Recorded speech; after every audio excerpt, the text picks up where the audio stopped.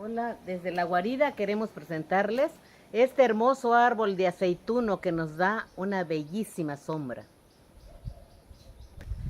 Gracias a que ya las lluvias llegaron, podemos apreciar ese verdor y esa luminosidad que tiene este hermosísimo árbol. Bueno, les invitamos a que me sigan en mi canal Cocinando en la Guarida, donde preparamos riquísimas recetas fáciles y económicas que puedan compartir con su familia.